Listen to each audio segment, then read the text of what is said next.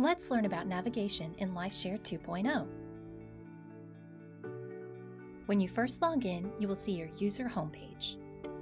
The profile image in the corner will show the photo you have uploaded for your user account, and below that, you'll see your name. The links in the sidebar allow you to access your user messages, calendar, or settings. If you navigate away from your user account, you can always return by clicking the LifeShare logo.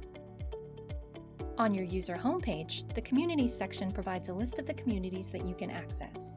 This can include the units at your campus, such as assisted living, health center, or memory care, as well as the campus itself. Click on a community to view and edit its content. Just like on your user page, you will see a profile image for the community and the community's name in the upper left. The homepage for the community is where you can view the day at a glance and preview the slideshow. The links in the sidebar allow you to edit the selected community's slideshow content, directory, music, and settings. If you'd like to view a different community instead, click the drop-down below the profile image. This opens the Community Switcher, which takes you directly to the same page on the community you choose. So for example, if you are editing activities in assisted living, you can jump right to editing activities in memory care. The LifeShare logo and the Community Switcher are available on every page to give you an easy way to navigate no matter what page you are viewing.